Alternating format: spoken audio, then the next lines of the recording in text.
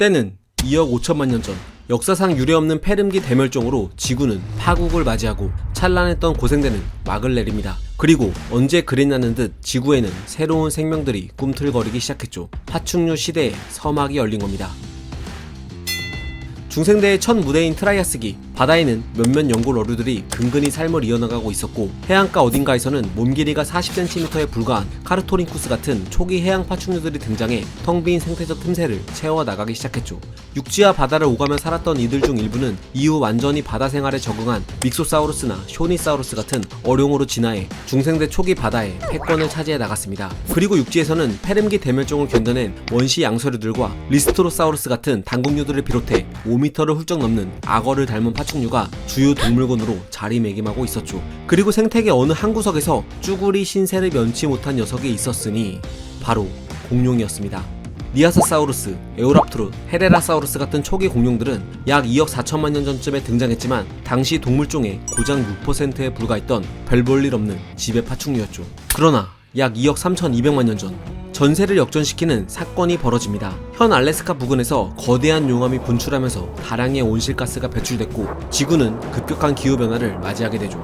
일명 카르니안절 우기 사건으로 불리는 이 사건은 무려 200만 년 동안 지구 곳곳에 비를 뿌리며 대홍수를 일으키는가 하면 때때로 극심한 가뭄을 불러오는 등 지구에 재앙을 안겨다줬죠. 이때 많은 동물이 멸종했지만 여타 지배 파충류와 달리 아래로 곧게 뻗은 다리와 기낭을 지닌 공룡은 효율적인 호흡과 보다 빠른 기동력으로 건조하고 산소 농도가 낮아진 생태계에서 우위를 점하며 적응 방산할 수 있었습니다. 실제로 지난 2018년 카르니안절 우기 사건을 연구해 네이처 커뮤니케이션즈에 발표한 마시모 베르나디 박사는 트라이아스기 중후기에 벌어진 이 멸종이 공룡의 번성에 가장 큰 역할을 했다고 밝혔죠. 그도 그럴 것이 트라이아스기 초기 동물종의 6%만을 차지했던 공룡은 트라이아스기 후기로 넘어오면서 그 비율이 무려 90%로 늘어납니다. 이렇게 행운의 기회를 잡게 된 이 당시의 공룡은 대부분 용반목이었는데 이들은 골반뼈가 이렇게 생긴 녀석들을 말하죠. 처음엔 코엘로피시스 같은 육식성 수각류들이 대세였지만 이들 중 몇몇 공룡들은 초식을 했고 그중 일부는 용각류로 진화의 가지를 뻗어나가며 공룡은 점차 다양해지기 시작했습니다.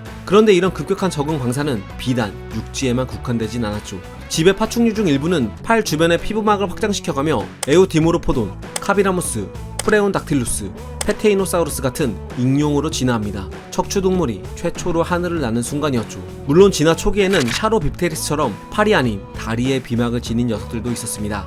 여기서 한 가지 짚고 넘어가야 하는 건 익룡은 공룡이 아니라는 겁니다. 이들을 구분짓는 가장 쉬운 방법은 바로 골반뼈죠. 앞서 공룡의 골반뼈는 이렇게 생겼다고 했죠.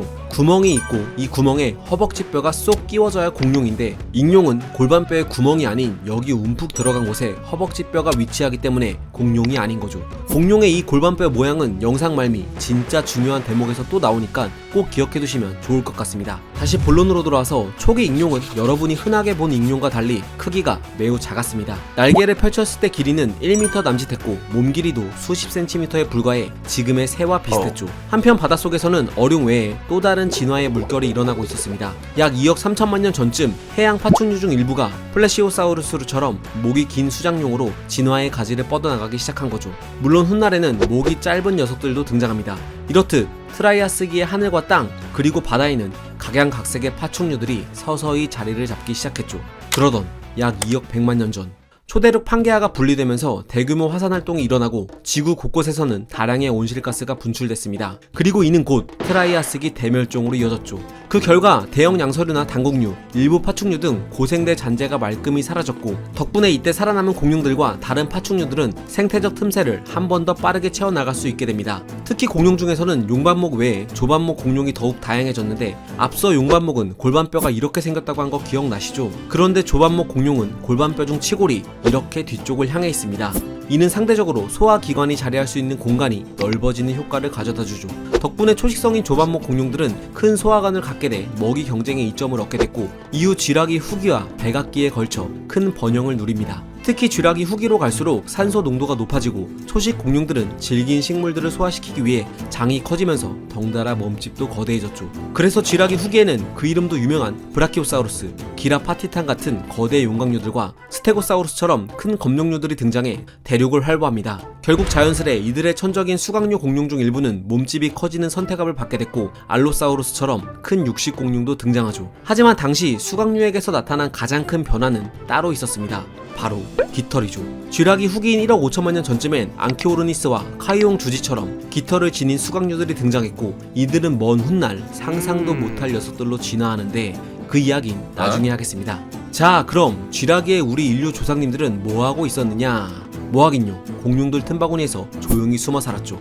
트라이아스기 후기에 처음 등장한 포유류의 조상은 손가락만한 크기였기에 쥐라기에 들어서도 공룡들의 먹잇감일 뿐이었습니다. 이렇듯 쥐라기는 그야말로 공룡들의 전성시대였죠. 그리고 시간은 흘러 백악기로 접어들면서 대륙이 계속 나눠지고, 이로 인해 공룡들은 지리적으로 격리돼 종이 더욱 세분화됩니다. 그런데 공룡도 공룡이지만 백악기에서 일어난 가장 큰 사건을 꼽으라면 바로 꽃의 등장을 빼놓을 수 없죠.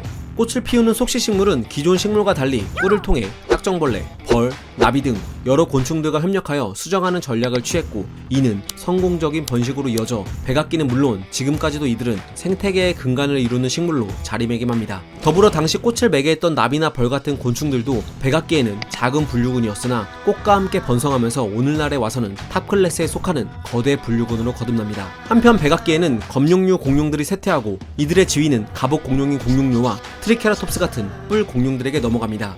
또 이들과 친척 관계인 후두류도 번성했는데 박치기 공룡 파키케팔로사우루스가 대표적이죠. 물론 이 당시 거대 용광류들도 많이 멸종되긴 했지만 남쪽에서는 아르젠티노사우루스처럼 지구 역사상 가장 큰 용광류가 등장하는 등 마지막 불꽃을 태웠습니다. 이런 파충류의 거대화는 하늘에서도 일어났는데요. 백악기까지 지속적으로 증가한 산소 농도 덕분에 익룡들도 몸집이 계속 커졌죠.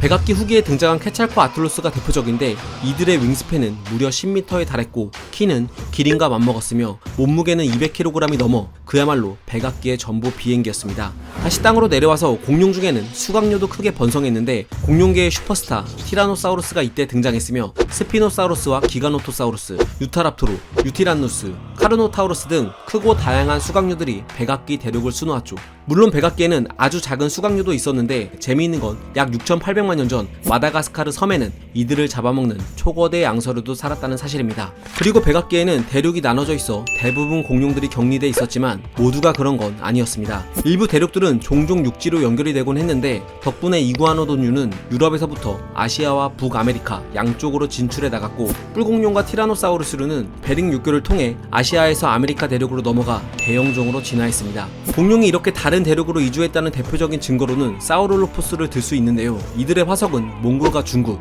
그리고 멀리 떨어진 캐나다와 미 서부에서 동시에 발견되죠. 이렇듯 백악기에는 쥐라기보다 더 다양해진 공룡들, 더불어 하늘에서는 익룡, 바다에서는 모사사우루스 같은 해양 파충류들이 이전에는 없던 번영을 누리며 살아가고 있었습니다. 딱 6,500만 년 전까지만 말이죠. 운명의 장난이었을까요? 6,500만 년 전 느닷없이 지구로 날아든 소행성은 하늘, 땅, 바다 가릴 것 없이 수많은 파충류들을 지구에서 지워버렸습니다. 공룡 역시 예외는 아니어서 대부분의 공룡들이 역사의 뒤안길로 사라졌죠. 자, 바로 여기 이 대부분이란 단어가 중요합니다. 모든 공룡이 멸종하진 않았다는 거죠. 수각류 중 일부였던 새라는 공룡이 살아남았기 때문입니다. 아까 제가 말했던 골반뼈 기억하시나요? 골반뼈에 구멍이 있고, 이 구멍에 허벅지뼈가 쏙 들어가면 모두 공룡으로 분류할 수 있다고 했죠. 악어와 익룡 그리고 수장룡이 공룡이 아닌 건 골반뼈가 다르기 때문이라고 했는데, 놀랍게도 새의 골반뼈는 공룡과 그 형태가 똑같습니다. 그러니까 한마디로 새는 곧 공룡이며 지금의 닭도, 오리도, 비둘기도 모두 공룡이라는 거죠. 이는 현재 공룡학계의 정설입니다. 그래서 분류를 해보면 파충류 안에 공룡이 있고 새는 공룡 안에 포함이 됩니다. 그런데 이러면 파충류의 조류가 속하게 되는 어처구니 없는 일이 벌어지죠. 그래서 최근에는 조류와 파충류를 따로 구분하지 않고 공룡까지 한데 묶어 석형류라고 부릅니다. 그러니까 다시 해석하면 새라는 수각류 공룡은 백악기 대멸종에도 굴하지 않고 신생대에도 나름 잘 번성했다는 거죠. 땅에서는 공포새 같은 거대한 새가 등장해 최상위 포식자의 지위를 누렸으며, 익룡이 사라진 하늘 역시 맹금류들이 독차지했는데, 이 과정에서 과거 케찰코아틀루스의 버금가는 아르겐타비스라는 거대한 새가 등장하기도 했죠. 이처럼 오늘날 새라는 공룡은 남극은 물론 지구 전역에서 여전히 번성하고 있습니다. 현재 포유류가 5,500여 종, 조류가 1만여 종이란 사실을 떠올리면 신생대를 과연 포유류의 시대라고 말할 수 있는가는 다시 생각해볼 문제죠. 중생대 시절 공룡들 틈바구니에서 쭈구리처럼 지내며 이들의 먹잇감에 불과했던 포유류. 그러나 먼 훗날 아주 우연한 계기로 지능을 갖춘 이들의 후예가 등장해 공룡을 먹고 있다는 사실이 정말 아이러니하게 다가오지 않나요? 과학은 세상을 보는 창, 지금까지 과학 드림이었습니다. 긴 영상 시청해주셔서 정말 감사합니다.